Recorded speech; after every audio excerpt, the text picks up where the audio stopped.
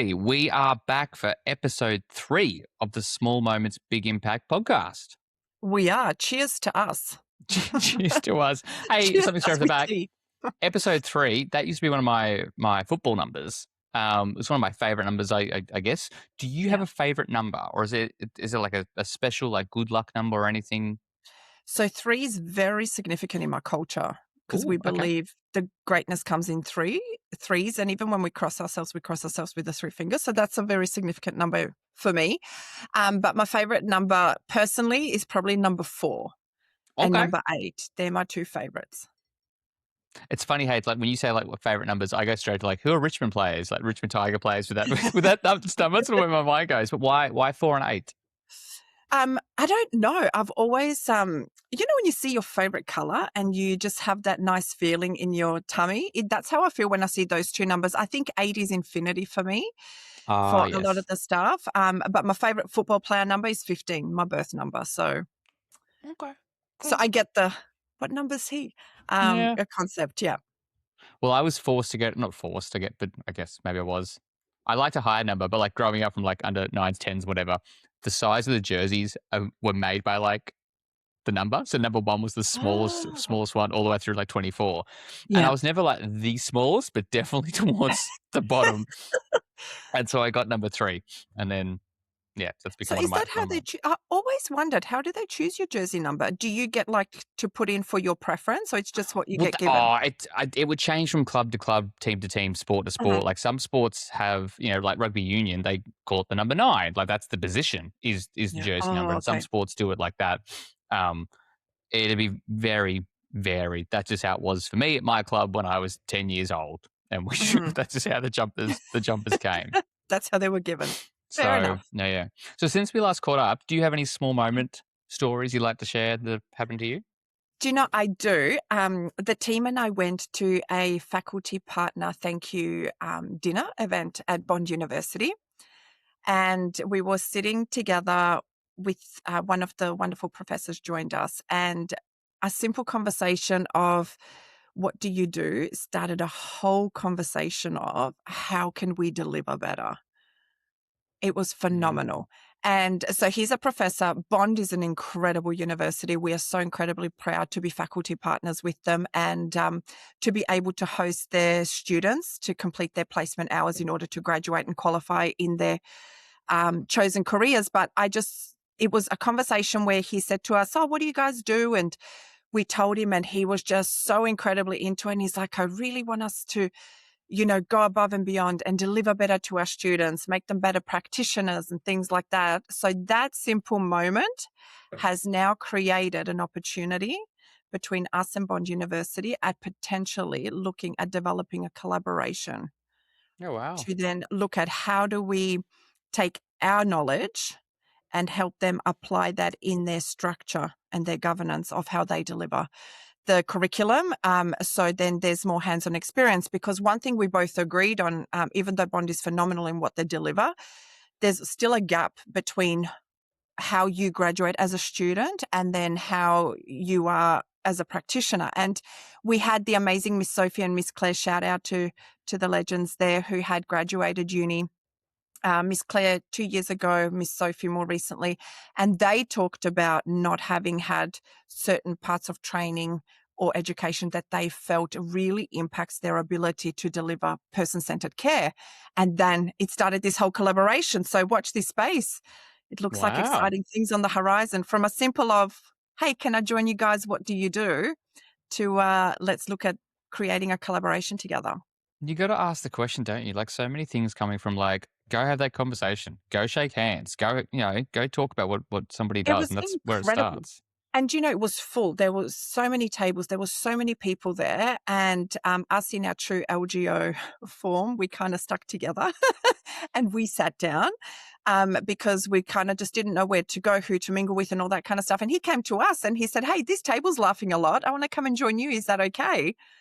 And then that's how that evolved. So I suppose that little decision on his part is going to potentially open an incredible door for collaboration and looking at how do we make something that's already great even better. So excited Yeah, to see what nice. happens.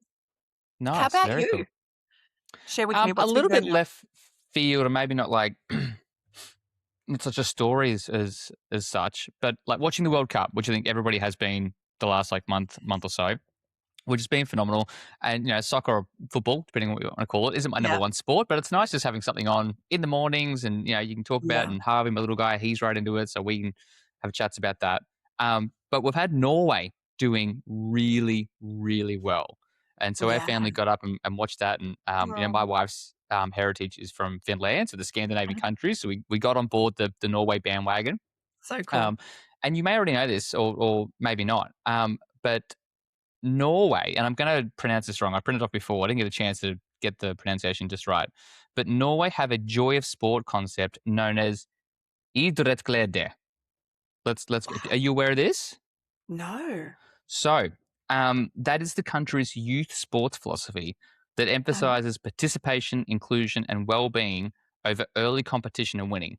It operates on oh, an official charter called Children's Rights in Sports, which prohibits national championships, official scorekeeping, and public league rankings before the age of 13. wow. So it's all about the joy of sport. Get as many Mhm. kids into sport as possible before the age 13. And that just has so many benefits from there. Mm, A, they've got this enormous grassroots pool to draw on. So kids aren't yeah. no one's not no one, but very few kids will be burnt out. They've got so many kids just playing sport for the Mhm. joy of it. Uh-huh. So they've got this enormous grassroots talent pool to call upon. Um, Yeah. I think kids enjoyed their sport a lot more. And then funnily enough, it produces world class athletes in every sport. So soccer, they're outperforming. Uh-huh. Triathlon, they dominate the world triathlon like it's Mhm. short and long course distance. Athletics, weightlifting, beach volleyball, they're very good at, which no one Wow. would ever pick. No. And so there's an argument to be made that per capita, they are the most successful sporting nation in the world per capita. That's incredible, isn't it? And sometimes and each to their own, but like some parents go super hard with their kids in sport, which is fine. If you do it right, it'll that's fine. But I see it even like when Harvey started playing soccer at one of our local clubs, they have like an elite under eights program. And I was like, Wow. what are we doing here? This is What do okay. they do in an elite program when you're under 8 years old? They train more and they play against more competitive kids. Okay. But then if those good kids aren't playing and mixing with other kids, those other kids may not necessarily improve because all the good kids get separated out early on. Yeah. So I think like hearing about Norway's philosophy and what they do, it's just a nice little like small moment where I look at it and I go, and look, our kids love sport, they're right into it. Uh-huh. But they could be suing more. They could be training more. Like we could go like full intense pro, Yeah. but we don't with the idea of building long-term, healthy, happy adults. And if they Oh, end up on an elite pathway, that's amazing and fantastic, and we'll support them 100%. But it uh-huh. was just a nice little like reassurance of like, hey, look at this country. And they're like, Yeah. hey, just chill. It's going to be fine until they get to 13. So it was just a nice That's little confirmation of incredible. a nice little confirmation of what we're doing. So I used to play soccer, fun fact. I used to play AFL and soccer all through primary school and high school. And it was competitive in the sense of we competed against other schools, but we were never separated right Mm. from primary school right through to high school because I believe there's scientific evidence behind this, but when you are next to a high performer or high Go on. achiever, Mm-hmm. you improve by 25% minimum. That's why I sit Mm-hmm. next to Miss Fernie. Shout out to Miss Fernie. She's by far a weapon. And even for me, my productivity increases and I feel pride, Brent. I Mm, say to her, "Look what I smashed out today," and she's so great. She always gives me such positive reinforcement. mm, But we were never separated because our coach or our phys ed teacher, so for both, areas, primary school and high school, phys ed teachers were our coaches.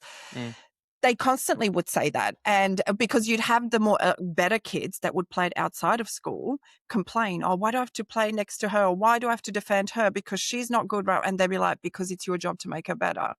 So if we're mm, separating people, how do we build that? mm-hmm. 100%. So like the proof is in the pudding when it comes to Norway and what they're doing on the world stage. And it's Yeah, like they're happier, healthy people in general because they're playing yeah, more sport for longer. And what do you know? they get incredible elite athletes across a multitude of sports. Like, it's just a win-win. So it's a nice little reassurance that, like, hey, we've got time. Mhm. We've got time. There's no rush. So that Life was is really really good. short. We just gotta find joy, and I think that's the biggest lesson I wanna teach my kids. Just find a Mm. little bit of joy in everything you do every day and acknowledge it.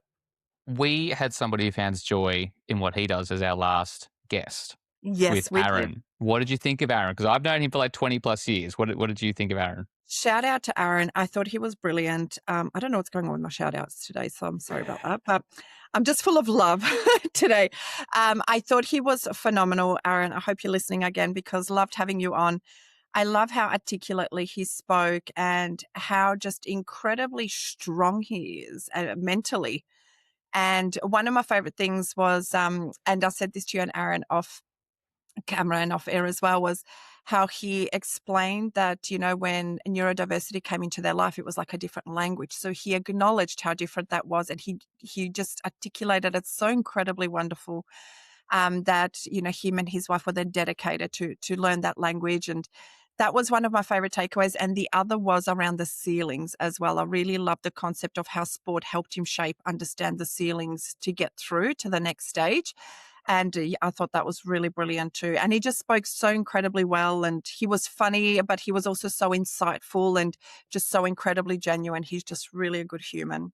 He's very humble. I tried Mm. really hard to get more out of him about the amazing And I work that thought he he did does. And well. yeah, but you don't want to push anybody too far. He's just very humble. He does an incredible job with work and family and everything that he does. But we were talking before, I think how he summed it up so succinctly and like, for the father and a family with a neurodiverse son, he's like, it's like a moving target.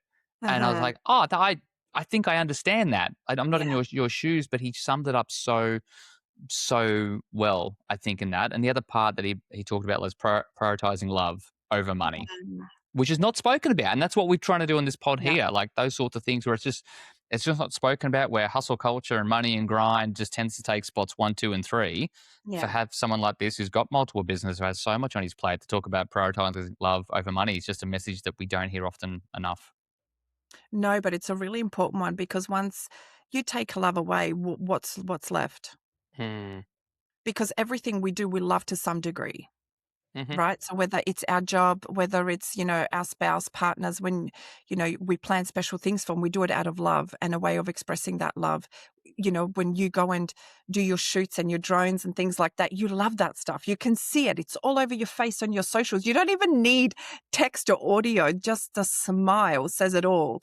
And I just think we think love is only to a person, Mm. but I think it's in everything that we do. I saw this amazing magnet that says love is why we're here.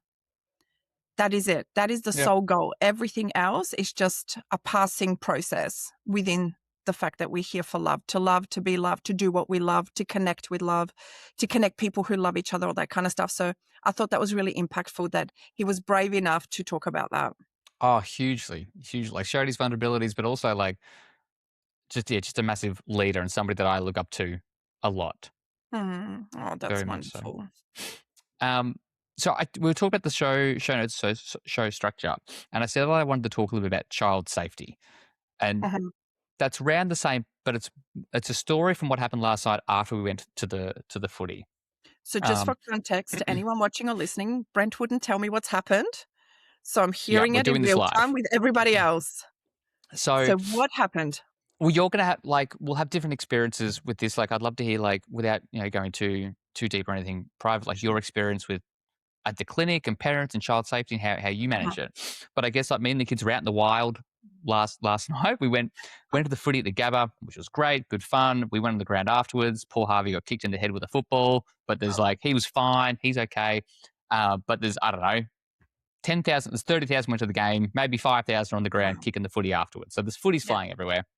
So we finished that, and then we catch the bus back home. And so Kylie, my wife's going to pick us up. It's about a 35 odd minute bus ride to back home. And we get on the bus at Wollongabba Station, and it's absolutely chockers. They had to tell some Mhm. people that no, you have to wait another 10, 15 minutes to get the bus. It's absolutely Wow. packed. And us three are standing towards the back. So Oh my me god, and I my already have 11-year-old and anxiety. 8-year-old.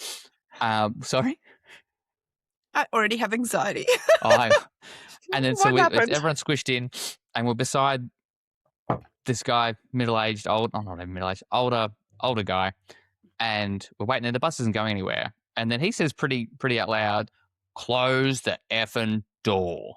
Mhm, And like he wasn't directing it at us, but I mhm, jumped in with a like, "Hey mate, steady on. There's kids here." And he sort of looked at me like eyeballed me for a little bit, and I stared back, and then whatever, we broke glaze, and he sort of mumbled under his breath. And but I wanted in that moment for them to know that, hey, like if dad's not scared to step in a mhm. politely respectful way, as something like that happens, because people shouldn't be swearing out loud when there's a whole bunch of kids around, not even just Yeah. mine. Um, that was perhaps the quietest part of the bus ride home. Wow. That wasn't the main event. That was to come later on. So we get closer to our bus stop. We're maybe like, I don't know, 5, 6 minutes away from our bus stop. And Mhm, behind where Eloise and Harvey's sitting, maybe only 10 people on the bus at this stage, there's another guy who's fallen asleep. And he'd been asleep mhm. like the whole bus ride home. And we pull into like this little mini bus depot, not at our stop. And the bus driver gets off the bus. It's 8:30 night, by the way. So it's pitch black. It's very dark. It's like 10 people left on the bus. And the bus driver jumps off the bus and he starts talking to these like two, what appear to be security guards in their high vis Okay. vests. I'm like, okay, this is weird. What's going on here? Yeah. He gets back on the bus and he's like, all right, folks, the bus isn't going anywhere. We've got to handle this situation. That needs to happen first before this bus goes anywhere. Oh, And wow. even the guy behind me, a couple of hours back, he's like, what? What did he just say? I'm like, I don't know. There's like a situation or something. It's like very What's sort the of odd. situation? So So at this point, Brent, were people Mhm. still loud or it was much quieter because it was only down to 10 people? Very quiet. So only about Okay. 10 people on the bus. We're sort of sitting And the guy's towards the back. sleeping? The guy's sleeping, and he's right behind Eloise and Harvey. So they're on one side of the bus on the seat chair, and I'm on the other. And Okay. the two security guards get on and they come walk down the back. I'm like, is this us? Have we done something wrong? What's God, happening what here? did you do? And they See go what happens past, when you barrack for the lions? Sorry, sorry. and they go past us, and then go straight to what I would say like a 7 out of 10 sort of firmness attitude, and start to try and wake this guy up. And they're like, hey, buddy, you need to wake up. You need to get off this bus. And he's not waking up. And they're like, sort of like pushing him. I'm like, oh, geez, okay. And Eloise and Harvey straight in front. I was like, hang on, guys, can you, Eloise, Harvey, quick, come here, come sit over on my side. So they get up and move their Yeah. stuff. And so they're trying to wake this guy up, and he's sort of slowly coming awake. So maybe he's under the influence. Hard to sort of tell. And he's sort of mumbling and grumbling a little bit. And they're like, you got to get off the bus. And he's like, no, I'm not getting off the bus. And the bus driver, he's sort of yelling at the front of the bus. And then he's getting sort of more and more awake. I'm like, oh, we need to move away from here a little because we're not at Yeah. our bus stop yet. And then so I get the kids and I move them a few rows down away, back on the guy who's sleeping on his side, but we're a few rows away from now. Yeah. And it's starting to get a little bit more, I don't know, elevated. And Mhm. then he's like, no, I'm not getting off the bus. And then this other random passenger, another guy, just goes, yo, G, get off the effing bus and stop effing wasting our time. And then the other dude's like, F you. And he starts like, they're like arguing with each other. And like the kids are there and they're like, eyes are like wide open. And and then so I not jumped in, but I was like, hey guys, like just chill. It's all good. Like we'll figure this out, like trying to like de-escalate the situation a Yeah. little bit. And they sort of keep swearing at each other. And then looked at the window and I'm like, guys, we are getting off the bus. We're out of here. Let's go. Grab your Yeah. stuff. Off we get. And because you're at this bus depot at 8:30 at night, it's pitch black, and so we get off the bus. Because ideally, Yeah. I'm like, stay on the bus. That's generally the safest place to be. Yeah. But got off the bus and called Kylie. I'm like, hey, we're all okay, but you need to come to this bus stop right now and get us. Mhm. And she's like, oh, okay. I'm like, please just drive here, like right now. Yeah. And then, yeah, so we get off and the bus driver tells, yes, everybody needs to get off the bus. So everyone gets off the bus. And then, so we're standing there. And then the two guys, they ended up getting off the bus and they're like, sort of like shouting at each other. And yeah, Still, so once they even got off the bus. yeah, it was all very hectic. And then Kylie Oh, arrived, we got in the car and they drove away. And then Eloise, my eldest, like summed it up. She's like, Dad, I thought they were going to throw hands. Is how like she said yeah. it in her Yeah. terminology. So all's well that ended well for us. I'm not sure where the bus went or passengers or whatever. We just Wow. got out of there. Mhm. And it was just an interesting moment of, no, I said like child safety, but it's like you're never gonna know the environment you're gonna be thrust into at any Yeah. given point in time, Yeah. and having to make decisions of, like, what's safest for the kids Mhm. and me. I think the bus driver and the security guards could have handled it a lot better. They'd sort of jumped up straight away, and even Mhm. I would have liked to think the security guards could have come down because we're sitting right there and said, Yeah. "Hey guys, we're just going to deal with this gentleman here. Would you mind just moving to the Mhm. front of the bus?" Yeah, Mhm. sure, no worries. And then we're away. Like you don't know if Yeah. he's going to wake up dazed, confused, and start fighting. 'Cause that's how a lot of people who are unconscious, not a lot, but many Mhm. who are unconscious can come through, just like disorientated and Yeah. just start swinging straight away. Yeah. Um, but you never know what moments you're going to be thrust into at any point in time, thinking about your safety, kids' safety, the others around, and like Yeah. where are we going to move to, and then suddenly, well, let's get off the bus and get into the Yeah. unknown for a bit. And so that'll, and then even like to interject to try and like diffuse the situation, like, hey, everyone just Mhm. chill, it's going to be okay.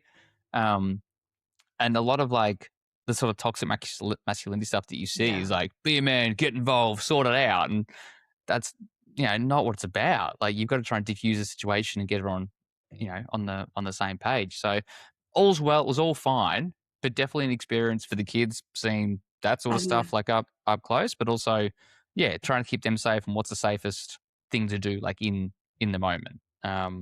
It's Yeah. so scary. I would have been so anxious, I would have just shut down. I No, don't cope you're a well in those superstar, Lily. You situations. spring into action. Oh, look, even if, we're out, say if we're in a shopping center and I can see, like, the young teens and stuff, the moment it escalates, there's something which is unusual because I have so many cousins and they're all, like, rough play and they love boxing, and my uncle used to be a boxer. He was a, like, gold Olympian in the '90s for back then Yugoslavia, but it gives me so much anxiety, Brent, Mm, because I don't know where it ends. And mm, then my natural instinct is I always just try to move myself away. I always just try to move because you don't know. But if I take that hat off, the anxiety fueled hat, and put that down, and I put, let's say, our therapist hat on, I mm, sit there and I think, Liam, can you imagine if Liam's one day on medication, for example, happens to jump on a bus because there's a lot of people there? Let's just say alcohol wasn't a factor. That is the kind of stuff that worries me. People say to me, "You're so hard on him." And I'm like, because I'm always on him. mm, "No, thank you. Let's do it this way. Try this. Come on, just give this a go." Because the problem is security is not going to be trained on how, I mean, they weren't even trained how to help a typical person that may have been intoxicated after a game of footy. mm, And I think when you meet fire with fire, and especially when someone's sleeping, like just think you're fast asleep and someone's coming at you, it's natural that you're going to match that energy immediately. Your nervous system's not mm, going to be able to do anything else. So for me, it's really scary. So I opt for the, I suppose, cop out route, which is no public transport. So do you know what I did? Just to add to that, Indy and I went and watched footy. We went and watched Collingwood versus the Suns. well, there's your first And mistake. oh Collingwood, my but no, goodness. that's a joke. Go on. Listen, we had a lady there tell us, oh, she was a Collingwood supporter, and whew, it was it got a little bit spicy there with her. But just before the big punch up happened, Mhm, she got a little bit spicy. And I thought to myself, there's kids around us. mm, Why, one, would you use language like that? And two, why would you come to the footy if noise bothers you? So that was a whole thing. So anyway, I was already a little bit, but I didn't feel anxious with her. She was an older lady and she was just grumpy, really. So I didn't have the same fear if a male had said that to me. mm, And I suppose with my upbringing, that just immediately puts me in that mode. But anyway, I said to Indy, there was an hour wait on Uber and all these people had come out, Brent. mm, And then there was like young kids kind of gruffling with other young kids. And I just kept thinking, please don't let a fight break out. Please don't. So I started to get anxious. And I said to Miss Cindy, do you know what? I'm not getting in any Uber. I'm not getting on any bus. Let's walk home. And we walked mm, 40 minutes home. And it was amazing. We walked, we sang, we chatted. But that is how much those public transport things affect me, with not mm, being able to control what's going on in there. Because it's gone. Days are gone where you feel safe, or where the driver will step in and say, hey, let's not talk like that. Let's give it a rest. There's women and kids yeah, here. For example, when I was catching the bus when I was 18, that's very much how it was. And mm, you respected the bus driver, so other people didn't have to step in. He would be there, he would step in, or she, whoever was driving the bus. But it's just not like that anymore. So it's very scary. And I take my hat off to you to take the kids, because they need to be exposed to that experience. They really yeah. do. there's It's going to be, important. I guess, unintended benefits. Yeah. But even like we talk about it a lot and just being aware, and this is an extreme example, I guess, but Yeah. like just being aware of how other people live and what Uh-huh. other people's customs are or religions or, like if we were to get like to talk about, we do this when you go somewhere else, you like Mhm. participate respectfully, even if we don't do that at home. Mhm. Um, go ahead and be respectful and all that. But just, you don't really want to put anybody in that situation like we're in Yeah. last night, and thankfully everyone walked away and it was fine, but it got a bit hairy there for a moment. But just, and then we debriefed it later when we got home and spoke about like the choices we made and what we did, and dad did this, and then we Mm. got off and staying safe. But the world isn't all rainbows and flowers, and there's No. going to be situations, and you got to think about what's the safest thing for me and the people around me in that time. So Yeah. yeah, have you had to deal with anything like don't share So, anything you feel uncomfortable with? Well, one situation comes to mind, that was really scary for the kids and I.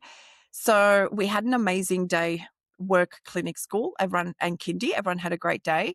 And, we're so lucky to live on the Gold Coast. I mean, this is really God's land, as they say. It's beautiful, it's warm, there's ocean. So, as one of the big goals that I've had personally with my kids is for all of us to be able to go to the beach together and enjoy it with minimum instruction, right? But everyone's safe. And Liam's awareness of safety hasn't always been the strongest. So we've really worked on that in therapy, particularly the last 18 months, in the sense of he'll just run in the water with no one there to help him, not understanding there's currents, there's rips, like the knowledge of the ocean. So we've really, instead of keeping him away, it's a bit like the bus situation. You want to expose them and then teach the lessons within it. So we've really worked on that with him for the last 18 months. Went to the beach and I literally had tears rolling down my face because he was drawing logos in the sand. The baby and my oldest daughter were chasing each other. And I was like, this is one of my dreams is coming true, like right now. So then I said to the kids to celebrate, why don't we go to the surf club and have dinner? Because everyone was already had a great day. Everyone was pumped. And I thought it'd be a beautiful way to finish off the day. So we go to, and so I'm buzzing, right? Thinking we've been at the beach for an hour, no incidents, no safety concerns. We go up into the surf club and I really wanted to watch the footy. So I said to the lady seating us, can we sit towards the back? Because the big screens are there. I can see the footy. She goes, yeah, that's all like half empty. You can go sit there. So we go sit down and the kids really wanted to sit at the high table and chairs, at the bar stools. So we did that and the till was literally like maybe 3 footsteps away.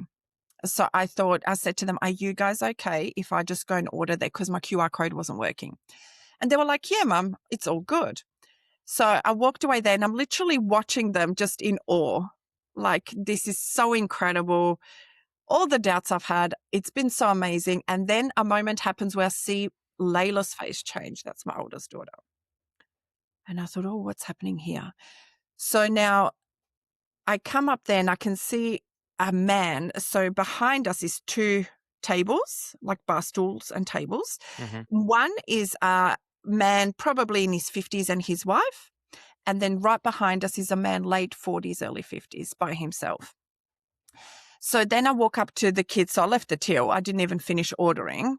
And I said, Layla, are you okay? What's wrong? She goes, yeah, that man is telling us off. So it's the man sitting by himself. hmm And he comes up to me right in my face. So mm as she's told me that, I look in his direction because I don't think you should address anybody's children, especially you can see I'm right there. mm And then he was right in my face and he goes, your young boy there is giving this man over here some lip. And I laughed because mm I'm like, that's interesting because this young boy here is non-speaking. He's non-verbal. And so he's now got his hand on the back of Liam's chair, right? And then he's looking back at me. He's looking, and that whole time, like I could just feel, when the adrenaline hits, that mm you just shake. So I mhm, felt that was my body response. And he goes to me, well, what do you mean? I said, well, actually, he has an intellectual disability and he has autism, which means that he doesn't even know to look at you and have a direct conversation with you or anybody else. And now I'm looking over at this other man with his wife having a drink there, and they're looking at me going, there's no problem here.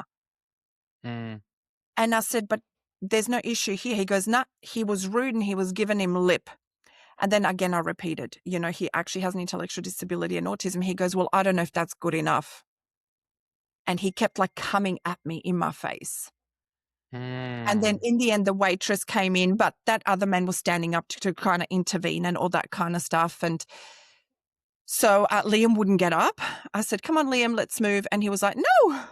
So I was Mm. like, oh my God. So I just walked away just to grab their drinks, which again was only 2 footsteps away. The other man had walked away at this point, the one that felt Liam's disability wasn't good enough for Liam, having made some comment.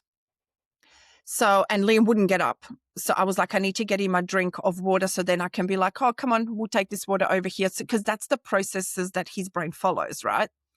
And this other man had walked away. So they were in no danger. That was diffused. But then, so I come up, I got him his water and Layla helped me. So I stayed within arm's reach to him. And so I come back and I'm like, what happened? And Liam again turns around and points at the other man. He goes, it's like grandpa. Mm. So there's this book that Liam's obsessed with called Grandpa and Thomas. And Mhm. lo and behold, this man looks exactly like the drawing from the book. So that was it. This is what that man got his back up about Mm. because Liam pointed at this man and goes, it's like grandpa. And then he was saying he was like Liam was giving him lip because Liam called him a grandpa. Yeah.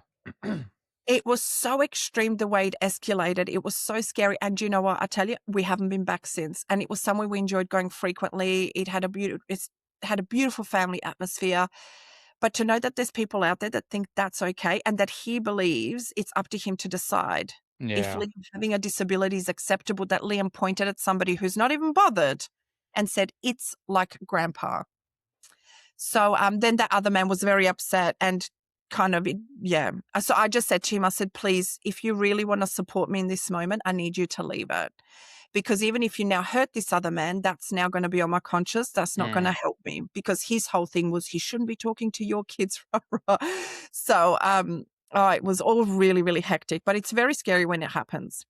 Oh, very much. And you don't know what you're gonna do. Like everyone thinks like, "Oh, I'll Yeah. be in the moment from my perspective and I'll do this or I'll do that or whatever." But until you're like in the moment, you don't really know how you're gonna react and how you're feeling Yeah. and who's around you. And I guess you just sort of just hope, like even in that instance, I even think of, Kylie was out with my kids that somebody, man or woman, has some Mhm. sort of skill set to be able to jump in and de-escalate the situation rather than in inflaming things. But also similar to the grumpy old guy who was like swearing about closing the bus door at the very start. Yeah. A lot of people are almost looking for not a fight, but just looking for drama. And Sometimes I think, are they looking yeah, for a dopamine fix? Is this like they want to drop a bomb and watch it explode, and then they're like, yeah, "Oh yeah, that was great, that was fun." yeah, So bizarre, isn't it? And we it are is. just so Yeah, different. We yeah, really are just so incredibly different. But my surprise with that situation, so the staff where I was in my situation were completely trained to de-escalate. I suppose because they're around intoxicated people all the time, mm. being at the surf club. But I'm so surprised with security not having the training to slowly de-escalate and calm him. Did they ask his name? So did they say to him, this is where you are, what's your name? Where are you going? Did they ask him any of those questions? They did. No, they Oh, no. went straight to get off the bus. Like it was, yeah, there was no real. I, but I do not understand. But you don't know what experiences or encounters they've had before where maybe they have tried to be friendly and just been Mhm. met with fire. And so Yeah. maybe they do feel like they need to be too firm straight from the get go because they've had the Mhm. experiences where they've been told, no, you need to show a bit of authority. So it's hard to tell. But they definitely, like from my situation, at a bare minimum, they could have asked me and the kids to move away about what Yeah. was potentially about to become an unsafe situation. That part was a bit staggering. And even, but similar to the bus driver who was just straight to, "Rrr," and the guy was just sleeping. And so maybe he was Mhm. intoxicated. Maybe was under some sort of influence. I don't know. But he was just sleeping. He Yeah. wasn't breaking anything. So that part was yeah. It was just strange. And then even like on your story, it's some people just go looking for drama for whatever reason. And have got Yeah. no business doing that rather than coming at things from a curious and wanting to understand point Mhm. point of view. It's, yeah, disappointing. So sorry to hear that. Yeah, and I just think you can't say to somebody, I don't know if that's acceptable. It's not like he swore at anyone. It's not like he was rude to anybody. Yes, he pointed. Is it ideal? No. But he's also 11, Mhm, chronologically and mhm, cognitively in some aspects, he still sits between 4 and 7 years old. mm. So, but because he's so big, he's so tall, that people assume he's much older, and now he's growing a mustache. So that's only going to intensify that labeling of him. But it just really brings home how important it is to continue to teach our kids how to keep themselves safe. So when you guys got home, what were let's say, what were the key takeaways for the kids? Was it really different between Louise and Harvey with what they took away from that experience? No, they were both pretty excited to tell mum, like, in the car, like, what Was sort of Kylie mortified? Was Kylie like, yeah, "What?" yeah, yeah, yeah. Yeah, Because you never want I guess it's always different, yeah. like, I was there sort of in the moment, but just be like, um, they were both pretty chill about the whole Mhm, thing, and even when we got home, like, we debriefed about and, "All good? Yep." And they got this morning, no word of it. They're all fine. But even from that though, I think if let's take it right back to the start of the pod, sort of before we wrap, and we're talking about the Norway thing and about mhm. how you can learn from high achievers and how they operate and Yeah. on how they do things. And I think there's also a bit for like whether it's kids with their parents or whoever, if you're with somebody who's leading in the situation and showing the behaviors of what to Mhm. do, I think that calms and helps other people around you. And whether it's in some sort of like unsafe situation, it could be a really great situation, but people Yeah. will look for leadership in those situations. And what I'm trying to do in those moments, the two sort of moments we had yesterday, to show a bit of calm leadership with a bit of authority, of Mhm. trying to de-escalate the situation, but I'm not getting upset. I'm not showing any sudden movements. I'm not panicking to like, hey guys, quick, quick, quick, quick, quick, come here. I'm not like upping the cadence of Mhm. my voice. I'm trying to stay as cool as calm as possible, which you spoke Yeah. about with Aaron as well. And Yeah. I'd like to think that they take a bit of safety and assurance that Mhm. dad's not overreacting. He looks like Mhm. things he's in control, and they feel the same thing as well. Plus, hopefully, they get a good example to look at for how they may deal with things one day way down the track as well. Yeah, that was my goal when that was happening. I wanted my kids to see that I wasn't afraid, even though internally I was shaking because I knew what it could escalate to. But I Mm. think my HR stuff, my HR training, understanding behavior as a behavioral therapist, all that helped me. So then instead of saying to him, "What do you know?" Rah, rah, rah, all those things, I kept it very calm. And I gave him a very short, simple responses in a very soft tone. So I think that's a really important one. And then eventually he just walked off, and then the staff intervened and kicked him out. But then comes the fear of having to leave. Is he outside? I'm by myself Yeah. with the kids in a dark car park, all that kind of stuff. But anyway, we managed it. It was fine. But I think the leadership that I've learned through the years definitely helped me in that situation, stay calm and de-escalate, but then also be able to, in my head, think, how are we moving away from this? Mm. How am I going to Yep. get the kids out? How am I going to keep them calm? They shouldn't miss out on their dinner, Mm. even though he's sitting at the back. They're kind of still watching, but it wasn't long. They kicked him out after that. And then, yeah, I definitely, I'm glad I had those skills to fall back on because my initial response was literally physical and panic when Mm. he had approached us. Not good. Well, we've covered some interesting ground on that We have, today, and that's somewhere that I didn't expect to go until like 8:30 last night, and think yeah, about how to sort of share this story. We do have some exciting guests coming up or in the pipeline. Did you want to we do. share anybody or what sort of industries or people, or keep it under wraps? Well, I'm happy to share, but it's up to you. Oh, it's your call. This is What are your sometimes I'll thoughts? I'll line them up. Sometimes they're your guests. So Like, I'm really excited to say that we have the amazing Sharon Murphy coming to join us for our next pod. Sharon is somebody that I deeply respect and admire. So a lot of people are in awe with sports stars. I'm lucky enough to have family members that are incredible sports stars. So I just know that they're people and they're just like the rest of us. So I admire their talent, their strength, and resilience. But I also understand that a lot of people carry those. For me, what gets me in awe is what Aaron was talking about last week around, smashing those ceilings. And when you have people that don't have a particular skill. So let's say a lot of sports people have the talent and then they work really hard, develop that talent, and then it goes great. For a lot of people, like, Sharon, she had to learn on the job. She turned experience and passions into a career. And she's done phenomenal things with her daughter through Keely's Cause, which is a charity that basically funds iPads for kids with disability, learning delays, as well as autism. And they're just phenomenal. They're really good people.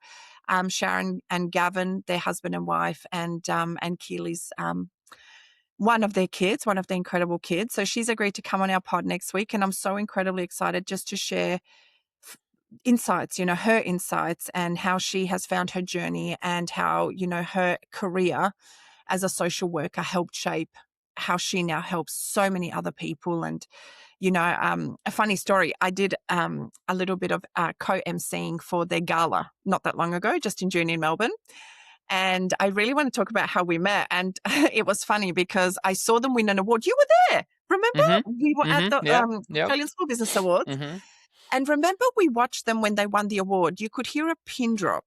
Mm. Everybody had gone quiet. Sharon articulated her acceptance speech so beautifully. And because they're one of the first awards. And then as she walked off, Keely was kind of behind her and then slowly started to walk up to the microphone. And Sharon kind of turned back and was frozen to see what's happening. Is she going to speak? Because Keely typically doesn't feel comfortable in those settings. So she's incredible just to even go up on stage with her mum. It's so brave. So Keely goes up and does this incredible speech, had all of us in tears, and really changed a lot of my mindset and journey with what I've done. And then I crashed their breakfast the next day. And she allowed me to crash their breakfast the next day, so much so that by the time we finished talking and by the time they finished wiping my tears, when I say they, Gavin and Sharon, there was no more buffet breakfast left. And they never made me feel bad. So I'm incredibly honoured to have her on next week. And I'm super excited for everybody to get to see how phenomenal she is. Very cool. It'll be really good. Rightio. Well, until then, I hope today's stories have been fun, enlightening, and thought-provoking. And we'll catch up next time with Sharon and go around again. Till next time. See you guys. Have a great day. Bye.